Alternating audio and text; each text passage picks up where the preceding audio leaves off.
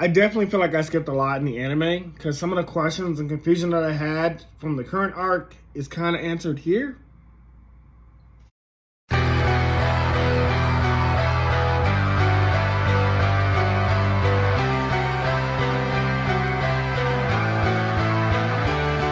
Welcome back to Everything Anime Podcast. I'm your host Shinry. Here at the Everything Anime Podcast, talk about something from anime, manga, video games, TV shows, and whatever relevant topic we're probably talking about.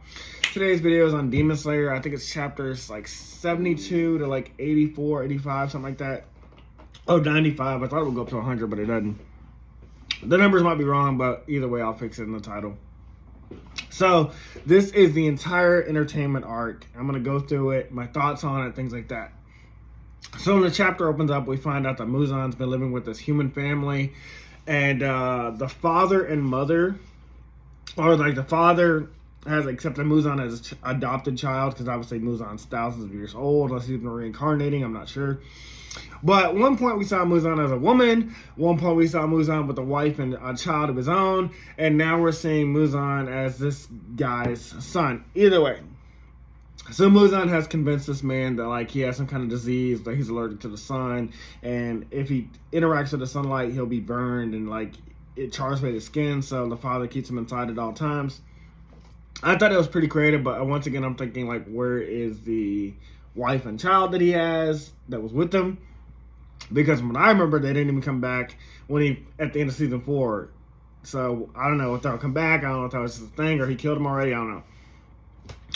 Anyway, Asuka then shows up, and we learn that Muzan is looking for something called the Blue Spider Lily, which is something that'll make him be able to walk in sunlight, make all demons be able to walk in sunlight. However, he hasn't found it yet, so Asuka's like, hey, I just came to let you know I killed a Hashira. And Muzan's like, I ain't worried about that shit. And this is where we see like the difference in power between them, because Muzan, without even touching him, can like cause Asuka a lot of pain, and of course it's because his blood runs through all these demons' veins, but it just shows the difference in power. Asuka that killed a Hashira, Rengoku, and he's got Asuka on his knees. He's like, you think I give a shit? You left Tanjiro alive, you left Zenitsu alive, you left Inosuke alive, and yeah, I think that was, and you left Nezuko alive. Like, I don't give a fuck. You should have finished everybody off. Why the fuck are you? And you ain't got no information about the Blue Spider Lily. So what'd you come back to tell me this irrelevant information for? And so now, Asuka is even more angry than ever to like go fight Tanjiro. He's like, okay, I'm definitely gonna kill this fucker. He got me in trouble with my boss. He definitely has to die. After that, so apparently Tanjiro met Rengoku's brother and father after this arc. I definitely don't remember that, or I definitely wasn't paying attention, one of the two. Anyways, there's a lot that happens right here. So we meet Rengoku's father, who's like the twin of Endeavor. And if you know, if you know, you know. But basically, he's an asshole. He abuses his kid. He abuses Tanjiro the moment he meets him, just because like it pisses him off that Tanjiro uses sun breathing, which is a major revelation. I didn't realize we found out that's what Tanjiro does in this arc. I thought it was way later, so yeah, I definitely skipped over that, because I don't remember him mentioning sun breathing at all in the Swordsmith Village arc, which I know is next, or the entertainment arc, but that's what he can do. And I thought that was pretty cool, because I was like, okay, I didn't expect that at all. And of course, this pisses Tanjiro off. Like, he has siblings, and honestly, that would piss anybody off, seeing a kid get abused in front of them. And the reason why he's so pissed off is he tells Tanjiro, like, sun breathing is like the first form of all breathing techniques. Like, everything spans from that original technique. And the fact that you have it means, like, you think you're better than us, you think you're better than me. It also shows a representation of that swordsman that Tanjiro kind of represents, or looks like. I thought that was originally his father, or maybe it's his grandfather, some kind of ancestor, I don't know. But they get in a fist fight, and it ends with Tanjiro headbutting him and knocking him out cold. Again, are we going to explain Tanjiro's hard head, or is that just like a funny gag that's going to happen a lot throughout the show? Just curious. I don't know if that's just like a gag that the show is just going to constantly keep doing.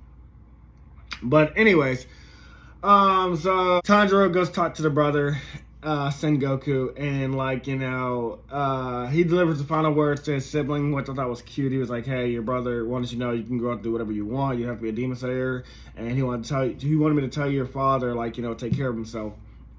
And we learned that like Sengoku is like, "Oh, I don't have the talent to be a demon slayer because no matter how hard I train, my Nichiren Zord doesn't change color. It always stays the same color." Because obviously your Zord's supposed to change based off the breathing you'll master, or it remains black and you have sun breathing like Tanjiro. But for him, he says he doesn't have the talent. And Tanjiro is just like, "Hey, your brother told you, like, he believes in you, whatever you want to do." Very cute. This is also where Tanjiro gets Rengoku's guard, because I had completely wondered how he got that. When I watched the Swordsmith Village arc, I was like, "Oh, I guess I skipped over that. I didn't realize his brother gave him that guard." That's very cute.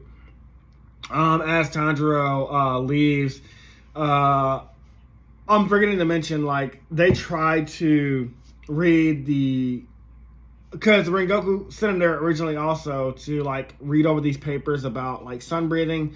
And we learned that, like, these papers have been, like, burned or ruined by Rengoku's father. Whether it was out of spite or jealousy, we don't find out in this arc.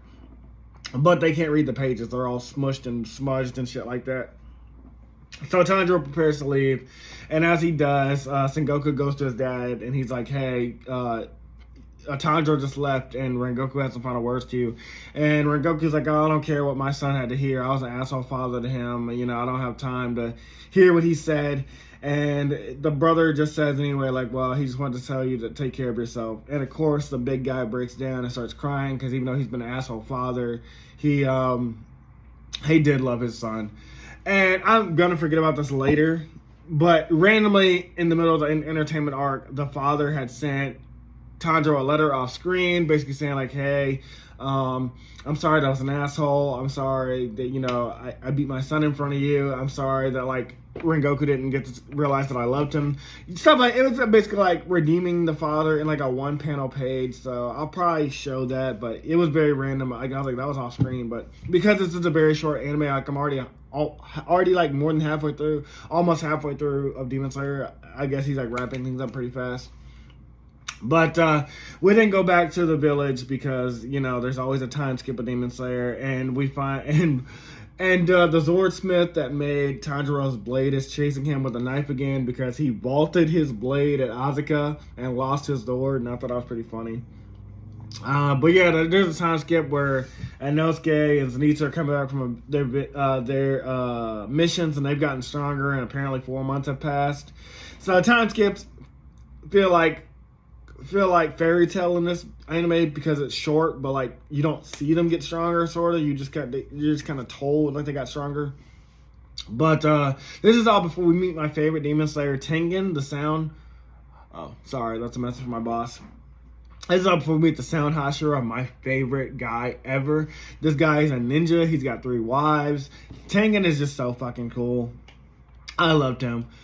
I have in my notes here, not too sure what the hell was going on in the beginning of the chapter with Shinobu's sisters all ganging up on him. Oh yeah. So when the chapter opens up, Tengen is like trying to take Shinobu's sisters with him. He's like, "I just need 3 people to go with me because the master won't let me go by myself." And he's gonna force his little girls to come with him. And Tanjiro like tries to like headbutt him, like his famous headbutt, but Tengen teleports immediately before Tanjiro hits him, and like Tanjiro's headbutt hits air. So again, are we gonna explain this headbutt thing? Like, is it just a funny gag? Like, I don't get it. But yeah, he just wanted people to come with him for his next mission because he couldn't do it alone. And this is where we get great cool shots of Inosuke and Zenitsu also demanding to join him in the place of the girls. And then, you know, obviously Tanjiro's like, "Hey, I'll go with you too." And with this newly formed team, we head to the entertainment district, which is one that I paid the most attention to post the movie. Oh yeah, I didn't pay much to Tengen's personality outside of the show because, like, I know he liked things that were flashy. Because in this opening chapter, like, he goes on about like some random shit, and Zenitsu calls him a weirdo.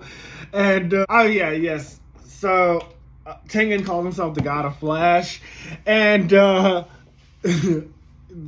why Zenitsu called him a weirdo. And then we get a glimpse of, I think it was Inosuke. He's like, oh, I'm the god of the mountains. And then Tengen calls him a weirdo. And I thought that was kind of funny because, like, they're all calling each other weirdos. I was just like, y'all are so random. Very, very, really cute little thing. Hold on, guys, 1 second. So once we get to the entertainment district, Tengen tells the group that, like, he's got 3 wives, and they're in the entertainment district, and we have to find them. Or he's looking for 3 wives, and Zenitsu's immediately like, hey, you can't use the Demon Slayer course to find 3 wives. That's ridiculous, and that's way too many. And I thought that was funny because I was like, Zenitsu, aren't your goals, like, similar? So once again, like, Zenitsu calling somebody weirdo or calling somebody out, I thought was kind of funny.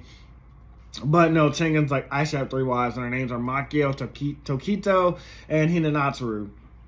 And he's like, they've infiltrated the entertainment district to help me find a demon. There's 3 Kunoichi female ninja. And Inosuke makes a joke like, well, at this point, they're probably already dead if you haven't heard back from them. And I love that Tengen immediately knocks him out. Like, not like a word. It's just like a random gag where, like, he knocks out Inosuke. Very funny, very funny. So we learned some backstory about the entertainment district. Like, every woman here was either like sold because they lived in poverty, and like this is how they make money. And the only way to get out is either sell yourself to a rich man or like just be very popular and like make a lot of money. So if you can't marry a man because you're not hot enough or attractive enough, then you just get as much money as you can from them. And so this is where we get like this funny gag where like, oh, I'm forgetting to mention the top woman in the entertainment district is called the Orion. She's like the most beautiful. And so then we get a glimpse of like Tengen dressed as like this like pimp, not literally a pimp, but like kind of like a pimp. And then like the 3 boys dressed like up like girls and wearing makeup and shit like that.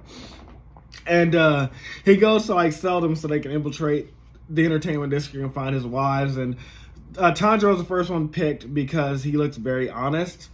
Second is Inosuke. He gets picked because he looks like he's got talent. But Zenitsu is so ugly, like no one wants to buy him. So like, Tengen's like, oh, you can have this one. You can have this one for free, and that offends Zenitsu so much. So like, he like angrily starts playing music really fast, and like they're like, oh my god, he has a grudge against his like. I think they thought he was like his husband or like his like pimp. They're like, oh my god, he has a grudge against her. Look how angry she is. Very stupid, but very funny because I'm a child at heart, so like that made me laugh so much. We also learned that here, like Tanjiro can't lie without making a straight face. Tanjiro can't lie and make a straight face at the same time. It kind of gets me that One Piece thing, where, like, you know, where One Piece characters may lie, like their eyes like look to the left and their mouths go to the right, and all the characters always call about like, obviously you're lying.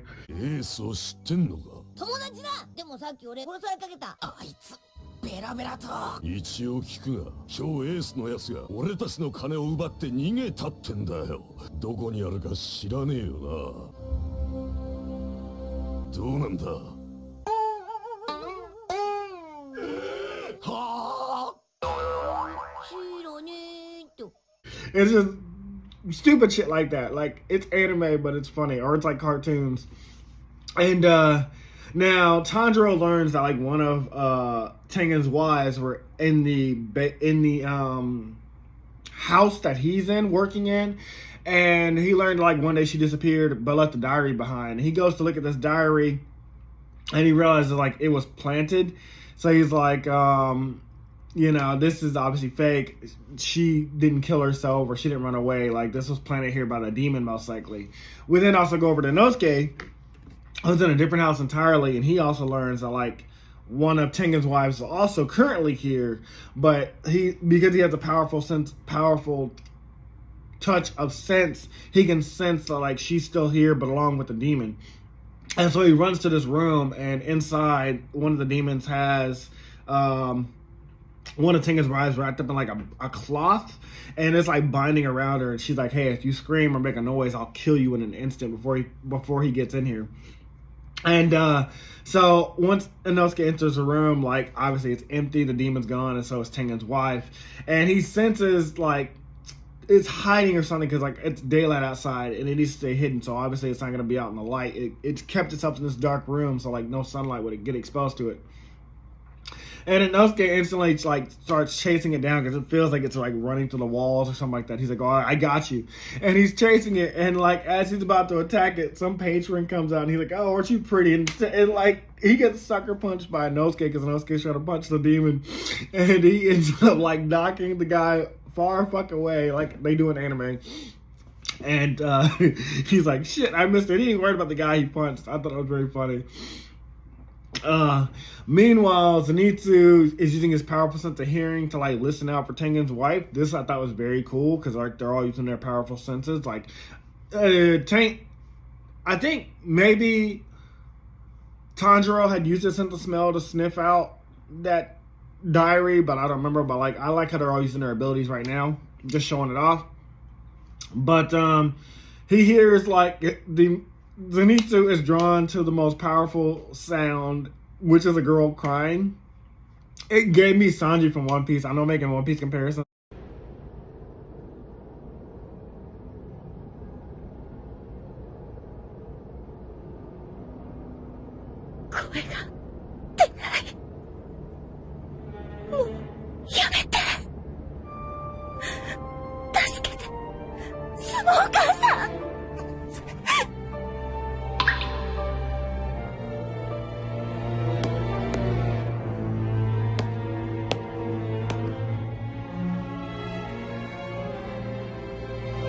Lady が俺を誰だ呼んでいる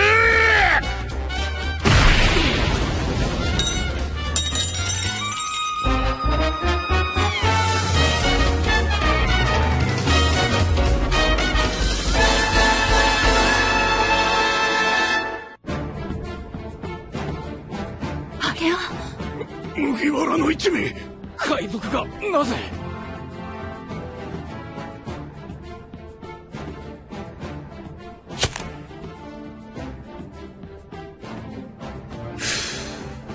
女の涙の落ちる音がした。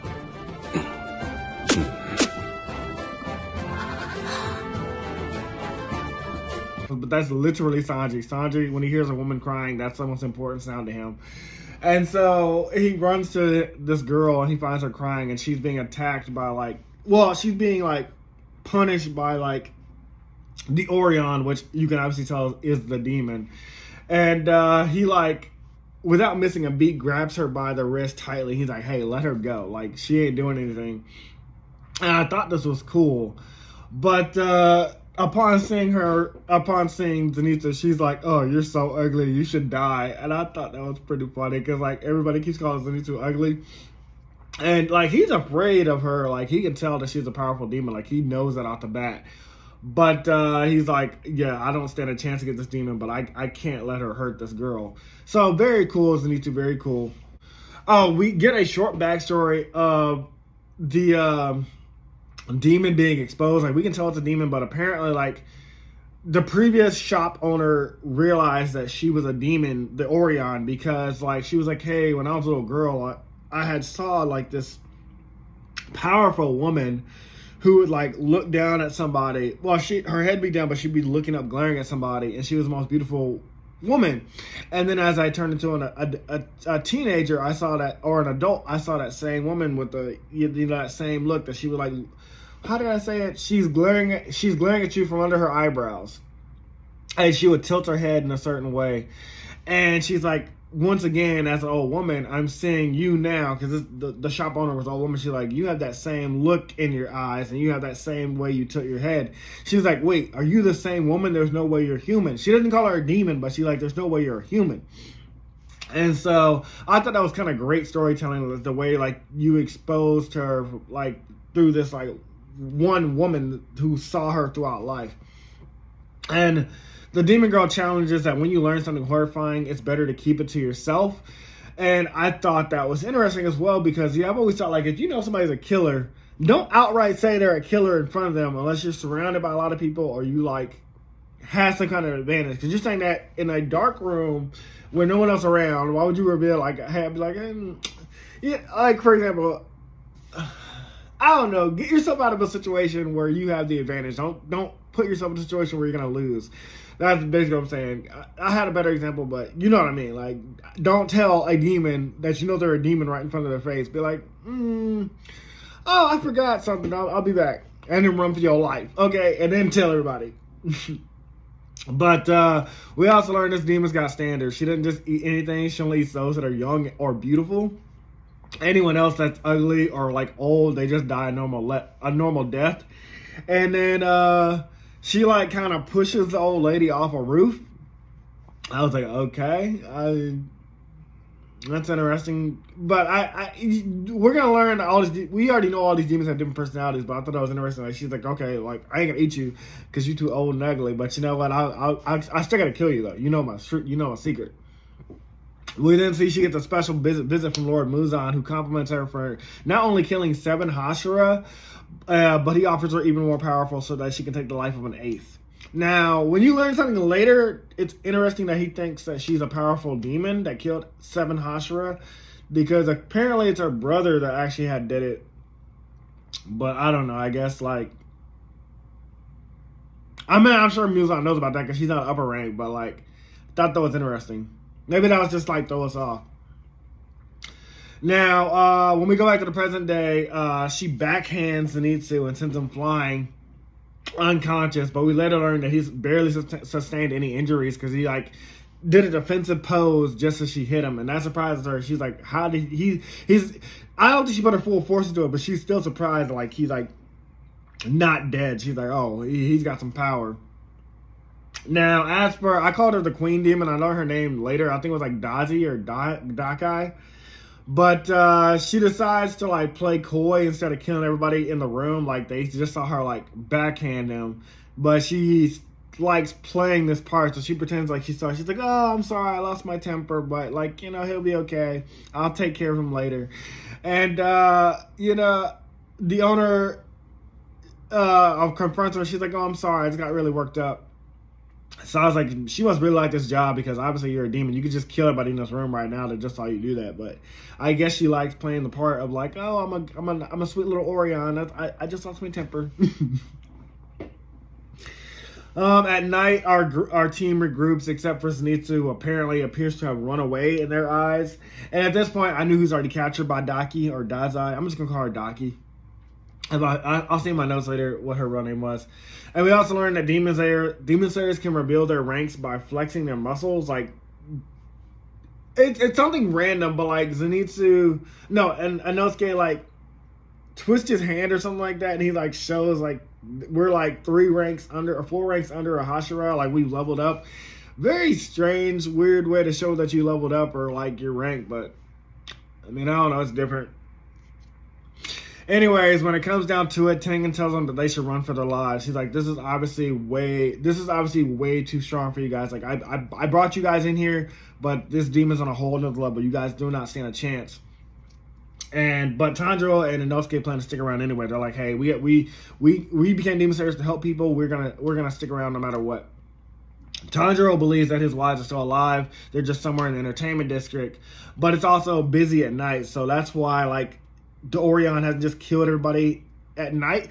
Well, in the daytime, she can't either because, like, I get she loves the entertainment district because of the attention. But yeah, she put herself on a pickle because the entertainment district at night is busy. It's a night town. It's a town for like, you know, meeting women. But like, also in the daytime, it's gonna be hard for you because like, you know, I don't think demons have to rest or anything, but like, you know, people are also going to be up and about. So, like, killing them is going to be hard. But we learn what she does with them later. I also love that you can see Inosuke has grown in his response to Tanjiro, like, fully accepting him as a friend and an ally. Like, Tanjiro says to him, like, Zenitsu, I need you. Or Inosuke, I need you. And Inosuke is like, yeah, I need you too, or something like that. And I thought it was really cool. Like, because we saw Inosuke when he first was like that old lady had wished him well and things like that. He didn't understand it. He had no response to it, but now he's like, oh, okay, I understand now. I'm growing into that kind of character, and I love that. The following day, Tanjiro goes to meet one of the head mistresses who's planning to leave tomorrow to marry a man. Like, a man's chosen her. He wants to marry her. And I thought that was kind of cool. And she also reveals that she knew Tanjiro was a boy the entire time. I mean, it doesn't really amount to anything. She was just like curious what he was up to. But she's like, I'm not gonna tell you your secret. I know you're doing something. I don't know why. Maybe you're gay or something. Maybe you wanted a man for yourself, or you like dressed like a woman, a cross dresser. She's like, I ain't worried about you, but go ahead and do your thing, boo. But before she can go, Daki comes to. Sorry, guys. This next part had like a lot of back and forth jumping around, so I'm gonna like be referring to my notes a lot. So as night falls, the hunt for the demon begins, and Inosuke has like these strong mouse deliver him some Zords. I don't know what the fuck is up with these mice. They were like jacked ass mice, but it was very random and funny. But I was just like, what the fuck? I mean, it's anime, so everything has its own humor, but I just thought it was very random. Like these mouse, these giant ass muscles deliver his 2 Zords. Meanwhile, Tanjiro sniffs out the queen demon, or Daka. I call her the queen. He smells out the sister Daki. And he goes to confront her, and Tengen is gathering his own information. He interrogates one of the shop owners with a kunai to his neck. He's like, "Hey, tell me who the true killer is, and I won't attack you. Like, I'll avenge the people that did this." And the shop owner doesn't really know how they died, but he suspects it was Orion. He's like, "I think it's the Orion that did it. I don't know how, but I believe she's the one behind this." And Tengen takes off, and he goes to find one of his wives. And now back with Tanjiro, he immediately demands that Daki lets the woman go. But she looks at him with the odd look like, did you just order me around? And she like backhands him with like one of her like bow things. And it sends Tanjiro flying away like Sindel in Mortal Kombat when she whipped her hair. You are pathetic and weak.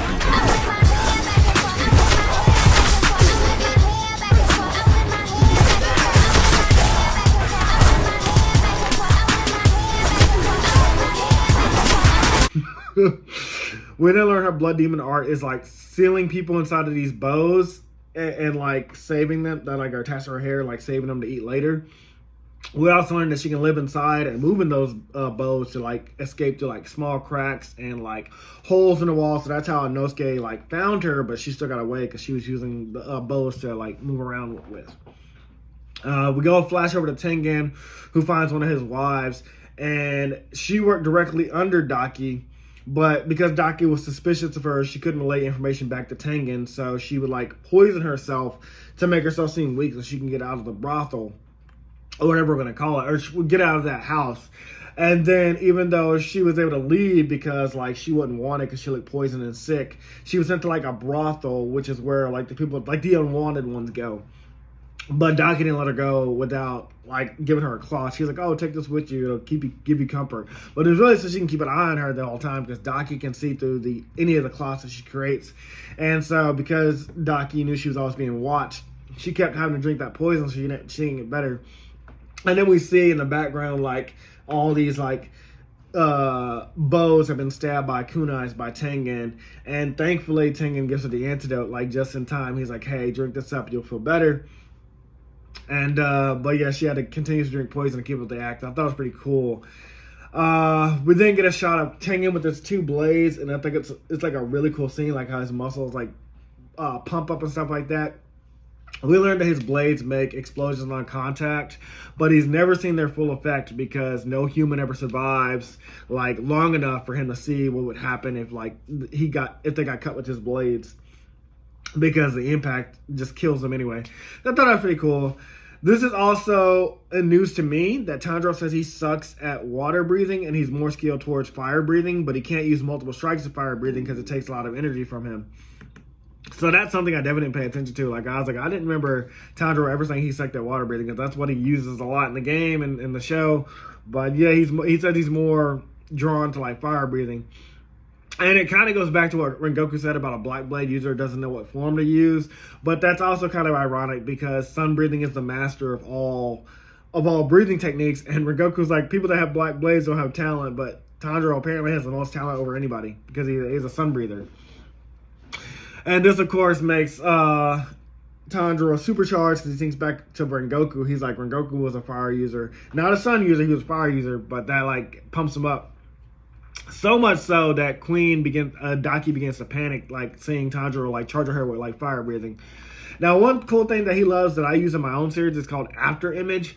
So it's like you create a physical illusion of yourself because you're moving so fast, and your opponent hits that illusion thinking it's you, and then you get an extra hit on them.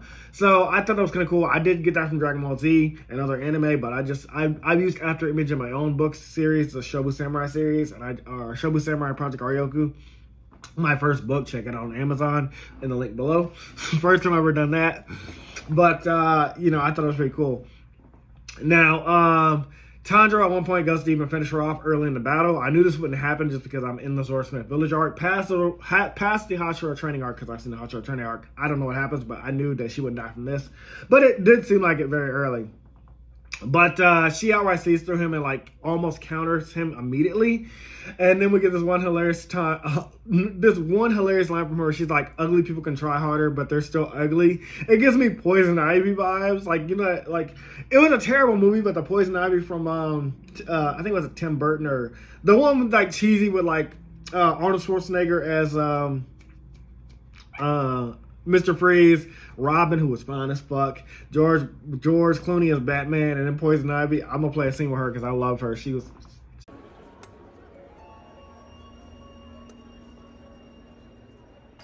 Thank you.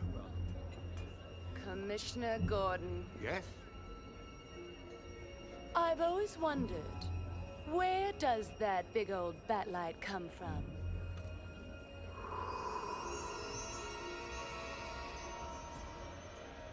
Why, it's right on top of police headquarters. I just love to see it.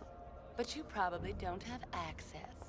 Why, dear lady, I am the commissioner of the police. I have the keys right here in my pocket. Would you like to see it?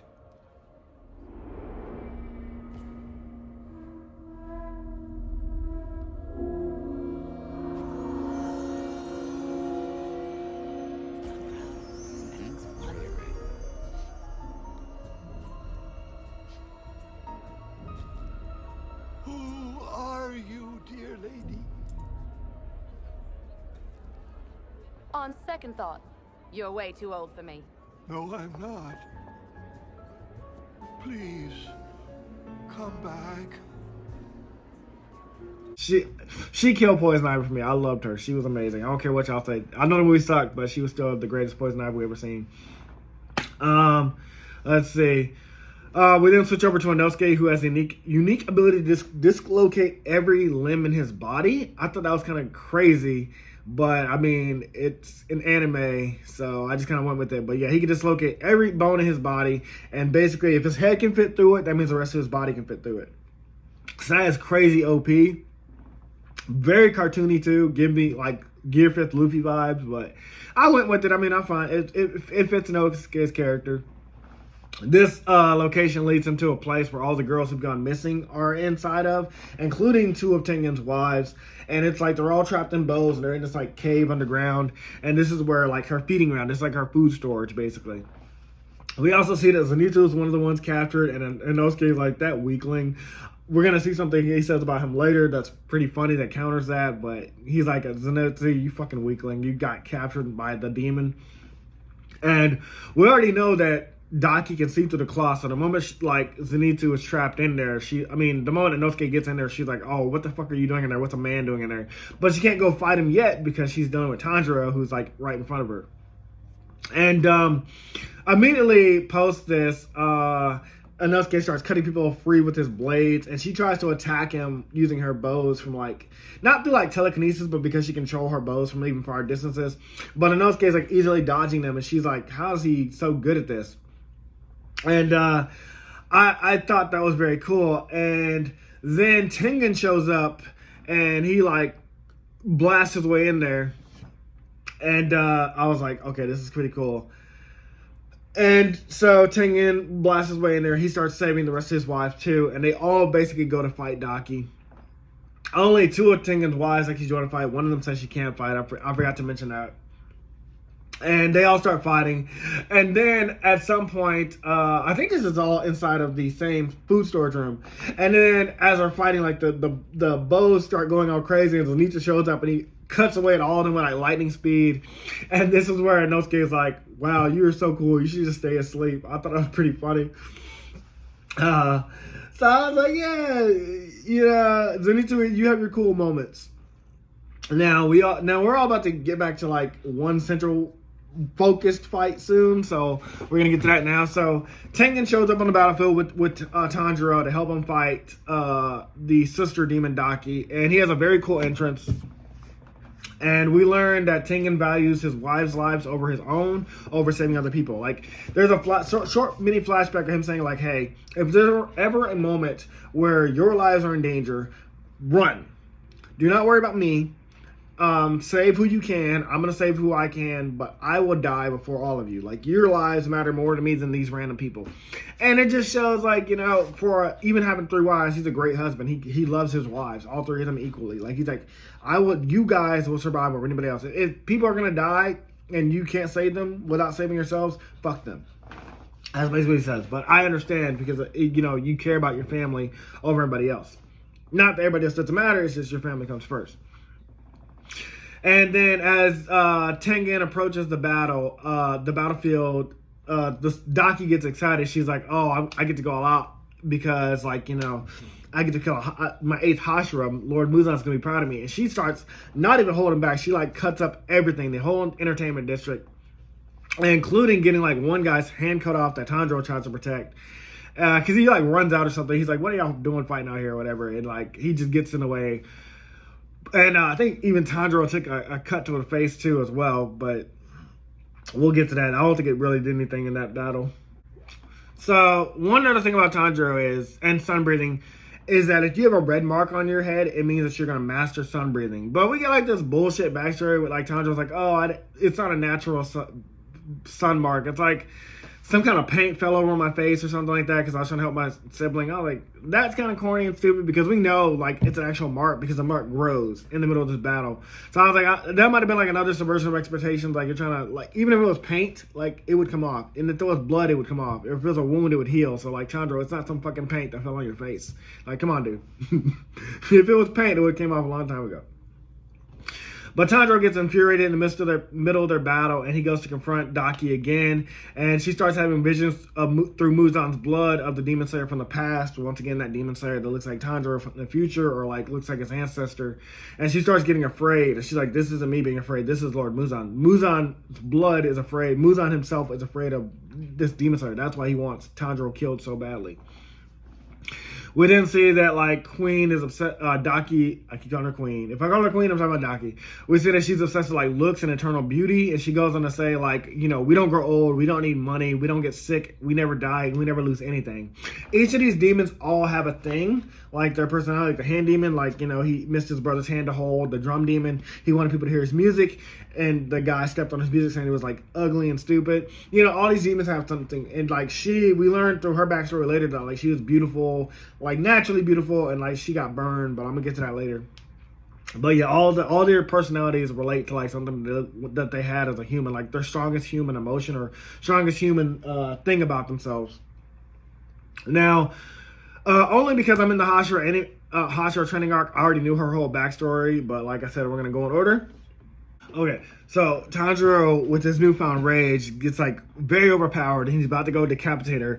But just like in JoJo's Bizarre Adventure, when you, like, run out of Hamon, when you can't breathe anymore, like, you get stopped. 俺の死を完璧に確認しに来る。やばいのはここからだぜ。奴の呼吸音は聞こえない。呼吸はしていない。では心臓の鼓動音は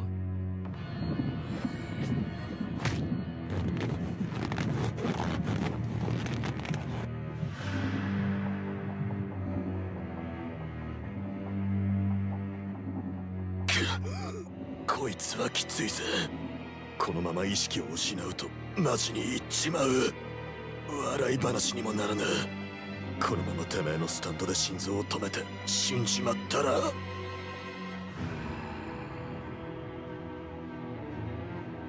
心臓は停止している。奴は完全に死んでいる。生きていると思ったのは気のせいだった。念のために首をはねて確実なる安心という形にしておくか。なあ、丈太郎。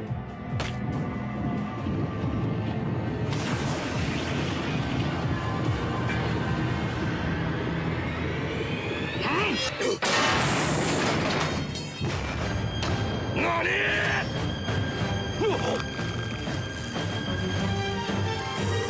おら！時を止まれ！ザ・ワールド！苦労したんだ。てめえが時を止めようが、このまま頭を打ち抜かせてもらうぜ。ディオ！ And so he runs out of breath, and she like uses this chance to like try to decapitate him first. She's like, "Oh shit, he's out of breath. Let me kill him now." Well, before she can hit him, however, Nezuko shows up and kicks her out of the way. And a very cool panel, like where she saves him. And this is where we learn through another backstory or another quick flashback. Like Muzan came to Daki and was like, "Hey, if you ever see this like girl demon that I can't control, kill her." And he's like, "Help!" It's like, "Help me, Obi-Wan Kenobi. You're my only hope." He basically says it to her like, "You're my only hope in defeating her. Like, please help me kill her." And so, something very interesting we learned in this fight is like Nezuko gets two of her limbs cut off. Like I think it's like one hand and one arm, or one leg and one arm. And Daki's like, "Oh, you can't auto regenerate because you don't eat humans. You don't like to drink human blood, so there's no way you'll regenerate that fast." But like a second later, that it surprises even me as a reader and Daki herself, because I don't remember this in the fight. She instantly grows her limbs back just like a normal demon. Or not a normal demon, an upper rank demon, because like she's Daki's like, she did that way too fast. Like she's reaching the level of upper rank demon, and all of a sudden like Nezuko's body begins to change. She grows a single horn. Her body gets all more mature and like slim, very weird looking, and even in the manga, because I was just like, it's still a teenager, but like she gets like a whole different form. Probably like ages up to the same age as Tanjiro, maybe a little bit older. But yeah, she takes on like this like almost adult older form. And Daki begins to overestimate her at first because she's like, Nezuko only kicks. So Nezuko goes to kick her, and she thinks she has an advantage. But then like Nezuko does like what Minato did to Obito.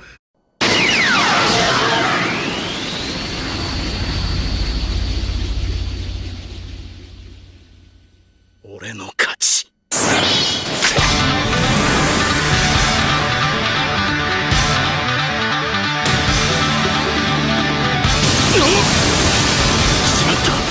When Obito and them were charging each other, like Obito was coming to him, the Tokaiga with like chains, and Minato was coming at him with the Rasengan, but he like teleports over him. Some shit like that happens. That was pretty cool. And we can see in this new form, like Nezuko is beginning to lose control of herself because like this is a form and power that she's not used to or accustomed to yet. Like she just got this power. And Daze tries to cut Nezuko into several pieces. Like she like chops her up, but like her bow is really fast. And you would think Nezuko would be dead from something like this, but like just like with the baby demon that connected himself with spiders, or her, like if you try to cut off her head, like it like bends, like she can like turn her neck into like a bow and like extend it. Nezuko's blood keeps all her limbs intact. It's like a crazy cool panel, but like I liked how awesome it looked. And as long as her blood remains connected to her limbs, she can just reattach it back together. Also, in the middle of this fight, because Nezuko's blood's exposed, it splashes over Daki, and Nezuko uses her blood demon art to set her on fire, which is pretty crazy because Daki wasn't expecting that, but I thought it was pretty dope. But yeah, that's definitely something I didn't pay attention to. Now, because a human is bleeding nearby and Nezuko's losing control, she like forgets like that hypnosis spell that the water Hashira put her under, and she immediately goes to attack this woman, and she's like, oh, blood, like, you know, like a true demon, like she's like basically about to kill this woman. And Tanjiro comes out of nowhere. He's like trying to stop her. He's like, Nezuko, control yourself. Remember who you are. And obviously, like Nezuko and herself, she starts immediately like trying to like get him off her, and it's like slamming him and everything and trying to hit everything. And we learned that like Nezuko's demon flame only burns demons, and she really fucked up Daki because Daki comes like all pissed, like half her face is melted and shit. And in the middle of their fight, Tengen shows up, like in the middle of Tanjiro trying to control Nezuko. He shows up. He's like, "Oh, so this is a demon that you wanted us to believe was more human. Like I thought you could control her." Like he's like, he's like, look, if you can't control her, like, sing her a lullaby or something. And I thought this was gonna be like a gag, but he's like, but Tanjiro takes it literally and like sings something called a lullaby. And this lullaby is like something I guess their mom sang to them as a child, and it like makes Nezuko cry and like revert back to like her baby like form, and she goes to sleep. And it was very cute, but I was like, eh. But it works. It fits the story that they're trying to tell. Now, the Daki says like she's like trying to get Tengen's attention in the middle of Tengen talking to Tengen, in the middle of Tengen talking to Tanjiro. But Tengen's like, oh, why are you guys, you can't deal with her. She's not even the upper rank demon. Like, she's weak as fuck. And he like decapitates her without her even knowing, which I thought was cool. But because there's a point to that in a second. But he just like basically looks down at her. He's like, you're not upper rank demon. Just go ahead and die. So yeah, Tengen cut off her head. And he's like, why isn't she dying? Because she just starts crying. She's like, what? She's like, you're not supposed to kill me. I'm supposed to kill you. You're a Hashira. You're supposed to be weaker than me. You shouldn't be killing me this easy. No one's ever decapitated my head. And basically going on and on and on. And Tengen's like, why aren't you dying yet? And he realizes like something's wrong. And that's when a guy literally rises out of her body. This is her older brother named Gayutaro. We don't learn his real name because he forgot his real name, but this is a name that he gave himself. I forgot what it means as well. But upon his arrival, we can see that he rivals or possibly even overpowers a Hashira because the way he like outspeeds Tengen. Because the moment Tengen showed up, like he showed off like his flashy speed and how quick he was. His appearance, in contrast to his beautiful sister, is like a scrawny, anorexic demon. We learn his backstory as well.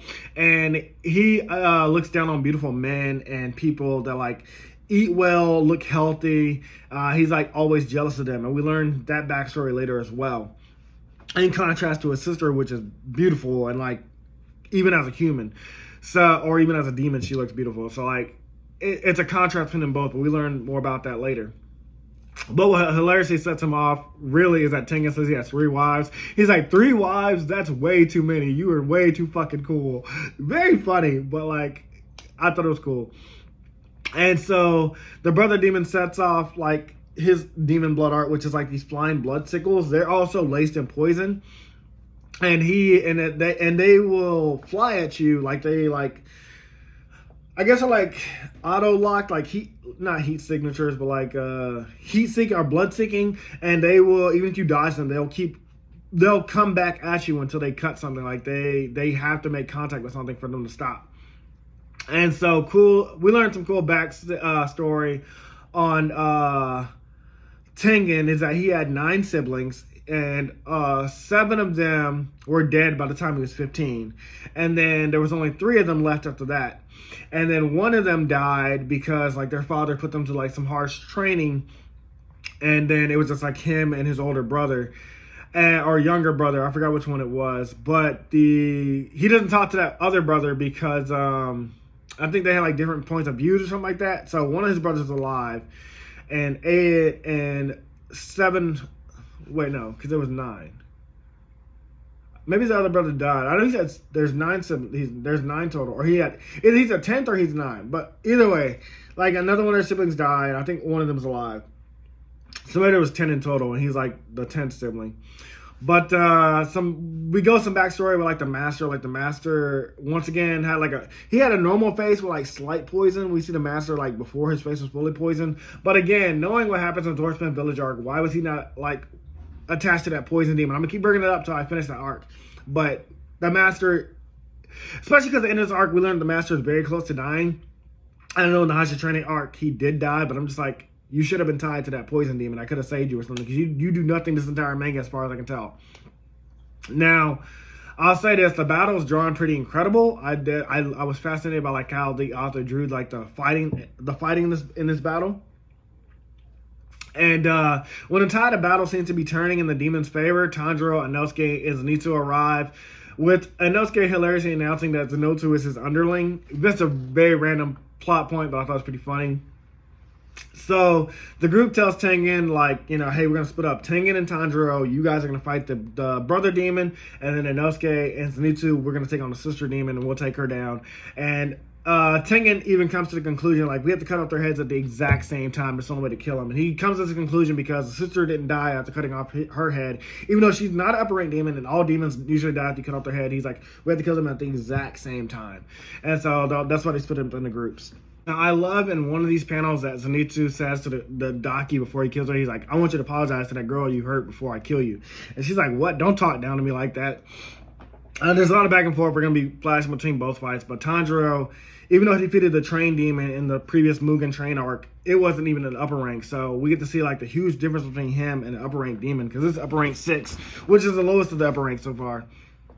And he's clearly outmatched because the brother almost stabs him, Gyutaro almost stabs him through the neck, but Tengen luckily saves him at the last second.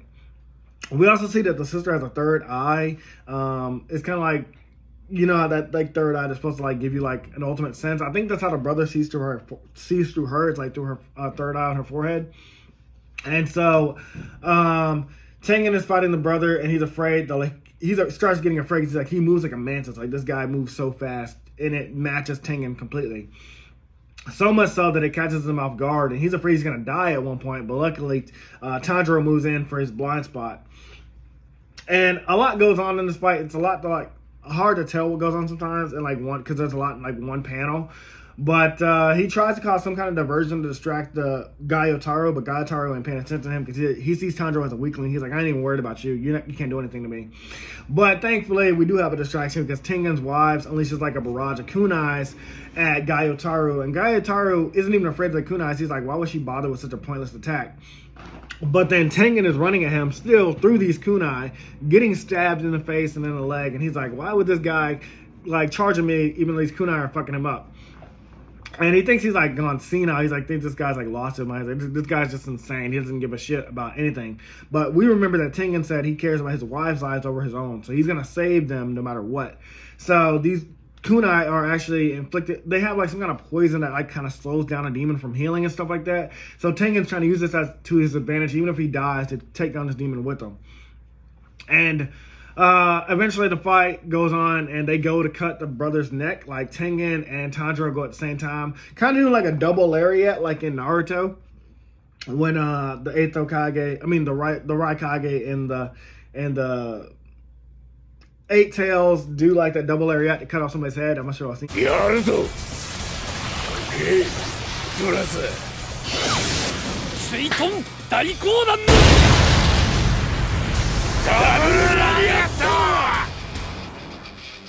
さすがに早すぎますね。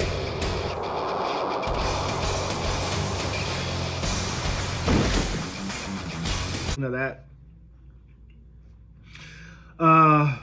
But because Tanjiro isn't strong enough to take on the brother, and Inosuke and Zenitsu decide, like, hey, help us decapitate the sister together and then go back and help Tengen, because they're like, the demon holds back Tanjiro and Tengen from cutting off his head. Like, he's like, you guys can't take me down that easily. So like, hey, help us take out the sister, and then we can all go help Tengen.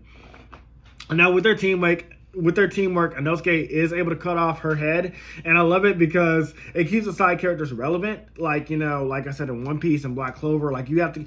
Obviously, you have your main character Tanjiro, but like you have all these other side characters, and you're gonna have side character favorites. You have to give them moments and hype moments too, and make them stronger so they stay relevant to the story. So I like that Inosuke was the one that cut off her head the first time, or the second time. Now, after cutting off her head, Inosuke tries to run off with it. He's like, hey guys, don't worry, I'll make sure she doesn't get her head back, and like, you know, y'all worry about him, we're gonna take him out. But Gyutaro immediately shows up and stabs Inosuke from behind. He's like, I'm gonna let you kill my sister, obviously I know what's going on. And Tengen, he's down, he can't stop me. And like, we get a panel flash of like, I think it's like everybody's down at this point. Let me check my notes for that. Yeah, Zenitsu is lying in a rubble, and Tanjiro is hit by the shockwave. So like everybody's down, and it seems like all hope is lost. And the brother demon taunts Tanjiro, comparing himself to Tanjiro, because this is kind of like a mirror arc. And he says like, oh, you have a sister too, but you're not strong enough to protect yours. Like I can protect mine. Like you're weak. You're supposed to be the older sibling. and protect them. And he offers Tanjiro a chance to become a demon like Asuka gave to Rengoku. He's like, hey, if you become a demon, you'll have the power to protect your sister, and you don't have to worry about ever like dying or anything like that. Like, you know, you'll be strong enough to save her. And Tanjiro's response is, of course, his famous headbutt, which I'm calling it now. I think I've already said it. He's gonna take down Muzan with a headbutt, just like how Fairy Tail they took down the strongest dragon by putting him on a ship because he was a dragon slayer. That's what I think's gonna happen to Muzan. Muzan's gonna get headbutted, and that's how we're gonna end the series. I guarantee you that's gonna happen. I'm calling it now. Although we learned the headbutt was just a distraction so Tanjiro could stab him with one of the kunais, which is very creative and clever. He seizes this opportunity to try to cut off the brother's head with his remaining strength. And then meanwhile, Zenitsu reveals that he has an additional ability called Godspeed. Now, he can only use, the reason why he doesn't use this ability all the time is because it breaks his legs after he uses it. But it's pretty cool. It kind of gives me like Killua from Hunter x Hunter when Killua uses Godspeed. But basically, Zenitsu goes faster than ever, like literal lightning itself. And he goes to like cut off the sister's head using that. Now, if this works, they can cut off their heads simultaneously. But the brother demon uses his sickle blades to like repel Tanjiro's blade from his neck. And he's about to end him with the killing blow when Tengen rises back up to save him. And again, pretty cool. But we then learn that the brother can see through the sister's eyes, like I said, through her third eye. Kind of like Pain in Naruto, like how Pain can see through his other Pain clones. And then Tanjiro tries to fight the brother, but he gets skewered through the chin and his mouth open with the blade coming through, which only enrages Tanjiro and makes the red scar on his head grow. That's what I mean, like Tanjiro, it's not paint. Like that scar just grew on your forehead.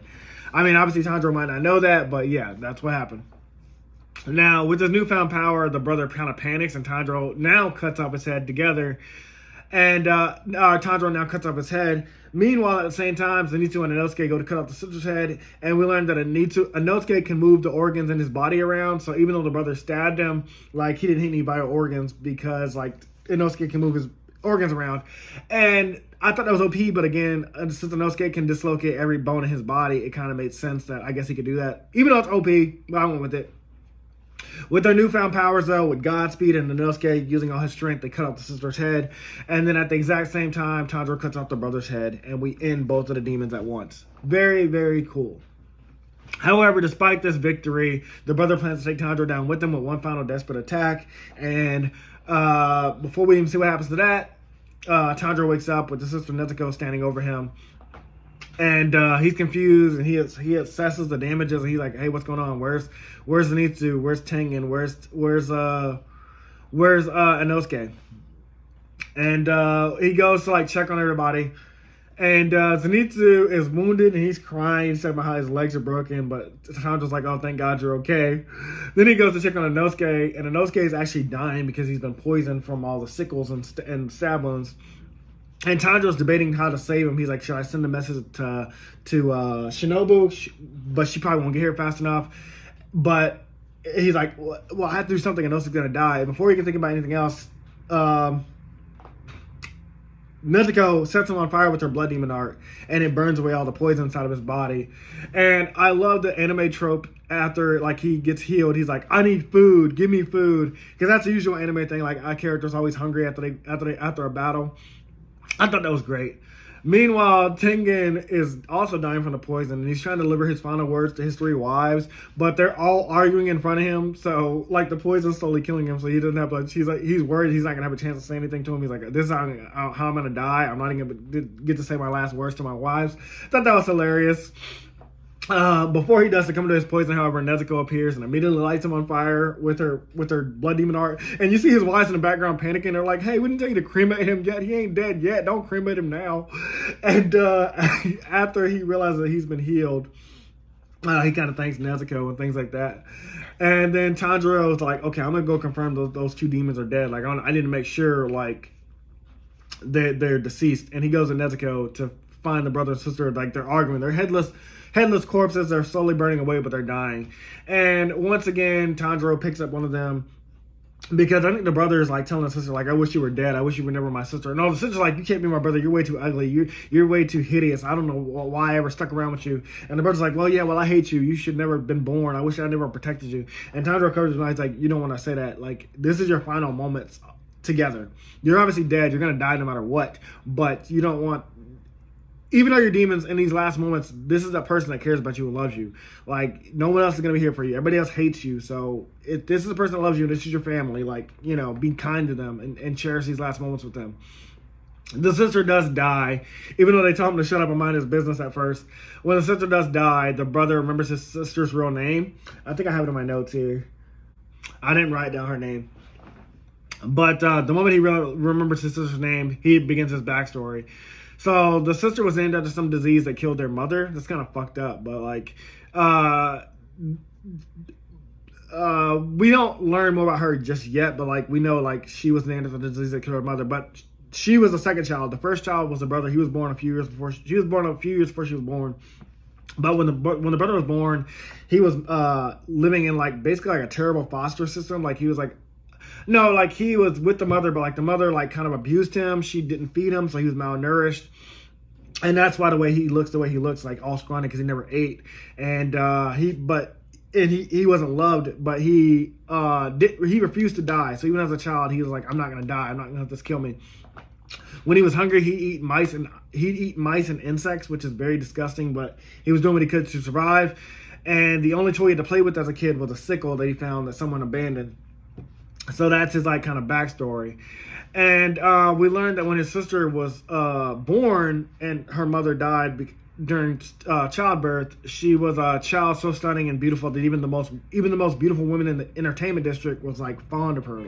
So like she was the beautiful sister, he was the ugly sibling, like the ugly, not stepsister because he's her brother, but like ugly brother that wasn't taken care of, and then you have the beautiful sister. Now, as the brother grew up, he would take care of his sister and like, you know, feed her, make sure she was healthy and stuff like that. And he became a debt collector because he was great at fighting, and he liked the intimidation that he got from people. He liked the fear that he got from intimidating people because they were scared of how he looked and the way how ugly he was and the way he carried these sickles. And that gave him like, you know, like pride. He's like, I'm so proud of my ugliness, and I'm so proud of this grotesque body I have because like you guys are afraid to give me money. You guys are afraid to fight me. You're going to give me all your money. Now, for a time, the money he made from his job and his sister's natural beauty helped him live like the good life. Like they were living good. That isn't until a grooming samurai showed up and hit on his sister. And mind you, his sister was a child. So she stabbed him in the eye with the comb while her brother was away, and he was unaware of what happened of the events. But upon coming back to the village and finding his sister, he finds a charred corpse. Like they burned his sister alive. And she was still alive, but she was burned beyond recognition. And we learned some disgusting things at the same time. First, before that though, the brother curses God. He's like, how could you do this? How could you allow this to happen to my sister? She didn't do anything to anybody. And second, he gets stabbed in the neck from behind by the same samurai that groomed his sister or tried to groom his sister. And he believes he killed him. And so this is where we get that disgusting scene I was talking about. So the second he gets stabbed, there's an old woman that was in cahoots with the samurai. She was like, oh, I'm so glad you took care of him. He used to like kill people that like, he used to beat up people whether they paid or not. So even the guy that he worked for couldn't control him. So I'm glad you took him out.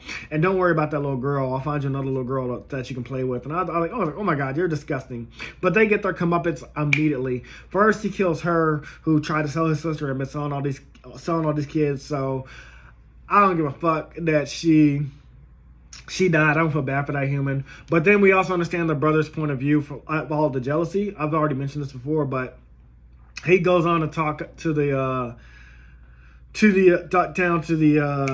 samurai, saying like, oh, you're just mad because you lost an eye.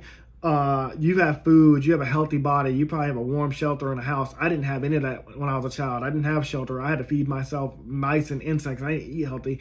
And so you understand his jealousy. That's the jealousy demon. And like, she was a beautiful one, so she's such a beauty because she was beautiful as a human before she got burned. And then he was jealous of people. He was jealous of everybody because everybody had like food, or if you look healthy and you have like a great body or multiple women, because women aren't going to be attracted to him. He's like, oh, I'm jealous of you. So I kind of like that their personality tied to like their backstory. It's great, and it's been doing that since the Demon Slayer started. But I thought it was great, and so he hates everybody, especially people that cry over trivial things like losing an eye. He's like, you still have a life to live. You still have a great body. So he kills him, but he was going to kill him anyway because that's a fucking groomer. He was going to kill him regardless. And rightfully so. He gets his comeuppance. And that's two humans I don't feel bad for. Now, the siblings on the brink of death, they fled for their lives, but they were succumbing to their wounds because it was like the middle of a storm, and he was once again cursing God. He's like, how could you let this happen to me? Like, haven't we suffered enough? And that's when a demon appears and offers them a chance to like become a demon. And I don't know who this demon is. I don't know if this demon's gonna come back. I don't know if this demon's one of the upper ranks because it's not said. But he willingly turns them into a demon. And we see from the older brother's point of view, like he wishes he could give his sister a better life. We all do. That's very relatable. We wish we can give our siblings a better life than we have, our families and things like that. And we see in their subconscious mind space, like, he tells his sister, like, hey, you go towards light, you go towards heaven, I'm going towards hell, like, this is where I belong. I accepted this life that I've been given. And just like with the baby demon, who's like, when he turned back into human, which I think he should have went to heaven because, like, you know, it wasn't his fault after he became a demon. But like his family stuck with him, even though the flames of hell wrapped around him. His sister's like, no, I'm sticking with you. Don't you remember our promise together? And basically they promised, like, no matter what happened, sticking through, we're sticking through this together. I've always had you, you've always had me. And so I thought it was kind of cool. They walked into hell together, and I was just like, it's not cool like that they went to hell, but it's cool like that, like they had this strong bond, just like I said with the family, like, because the family, the baby demon's family could have went to heaven, but they waited in limbo for him, and they were like, no matter where you go, we're gonna go with you. So I thought that was kind of cool, and it got me in the feels. And at the same time, Tanjiro's holding his own sister in reality, which again just kind of mirrors what's going on. And then at some point, the Snake Hashira showed up out of nowhere. I don't remember this happening, but he kind of berates Tengen, asking him, like, when are you going to heal? When are you going to be back in the fight? Like, we need you. You're a Hashira. And Tengen's like, oh, I'm out of the fight. I told my wives, like, I'm done after this. They asked me to be done, and I'm done after this fight. I'm not going to be a Hashira anymore. And he goes on to say, though, that, like, hey, but you know who is going to be a Hashira? That guy right there. Not only did he beat an upper rank demon by himself, but he's mastered, he's a sun breather. Which I thought was kind of cool. We then also flash over to the Master, who we see coughing up blood again. Seriously, I don't know why he's not linked to the fourth upper rank demon. And the final two revelations we get is that one, Muzan is a part of the same clan as the Master, and that two, the upper rank demons are going into a meeting now that one of their own upper ranks have been killed in the last 100 years. So that's all for this video. That's all for my notes as well. I have to get going. I have to get back to Louisiana. So I got to end the video right here, right now. But I hope you guys enjoyed this video. It was a recap of the Entertainment District, what I thought about it. Again, very great. This is one of the better arcs that I liked a lot. And reading through it for the first time instead of watching it, I definitely was more drawn to it. I was more into it. Especially I love the sister and brother's backstory, like how she was beautiful as a child, but she got burned because a groomer wanted her and she didn't want him, and obviously she was a child. And also the brother, the reason he looks at that is because he was malnourished, he was ignored as a child, he wasn't loved, he didn't give warm shelter, he probably had to fend for himself, but he refused to die. Thought that was great. Because again, all these demons have the personalities, and so I'm wondering what Muzan's is going to be. I know Muzan was born sick as a child, he was already dying, so maybe that's Muzan's whole thing, but there could be more, but we'll see. Anyways, guys, that's all for now. I got to get going. See you guys in the next video. Hey, guys. This video was sponsored by me, the author of the Shinry series, the Chronicles of Wayne, and Monsterverse. So I figured I'd do this outro a little bit different by showing you guys what you guys will be checking out. So, the Shinry series starts with Book 1, Shobu Samurai Project Aryoku. 10 years after the death of his parents, Shobu Samurai returns home, seeking vengeance, but instead faces a choice to save his home from shadow creatures, blood beasts, and an organization once thought dead. Shinry's Shobu Samurai starts at $9.99. And if you love anime, manga, Naruto, One Piece, Bleach, Yu Yu Hakusho, Fairy Tail, Shaman King, Rave Master, Zatch Bell, anything like that, the Shinry series is definitely the series for you. You'll definitely want to check it out. The Sword of Light is probably the thickest one so far. And then these books are two. This is Enter the Dread Zone Tournament. And the series original ending Arado, the legendary conjuring master. So, and I'll just show you guys some of the covers. Really proud of all of these. But I hope you guys check it out. If you don't like that, I also have the current published books for the Chronicles of Wayne, Love Be Damned, Cotton Candy, Full Moons, Fabled Lovers, A Cursed Virgin's Bite. If You Go Where Monsters Dance, Red Will Rain Over Your House. Love Be Damned. Now, the Chronicles of Wayne is about a geeky guy, or a nerdy guy in high school. His senior year, he has a crush on the hottest guy in school, because of course he does. He's only got one best friend, and her name is Barb. Well, the hottest guy in school turns out to be a werewolf. And to make the story more interesting, he bites Wayne and turns Wayne into the first ever wolfman in the last 10 years. And because of that, it was also a sacred law that wolfmen should never be created. I don't want to get into too much of the Chronicles of Wayne without spoiling it, but I can tell you it's very short. This one sells for $6.99, and Love Be Caged right after it. The ending of this trilogy, Love Be Liberated, comes out in October. So I'm going to definitely do a more full in-depth review of this one. But yeah, it's an LGBT fantasy fiction story about werewolves, vampires, white witches, a dark warlock, and, well, many, many more surprises to come. So if you guys like to read, I definitely recommend. These are all the books so far in the Shinry series, except for Shinry's Beginning.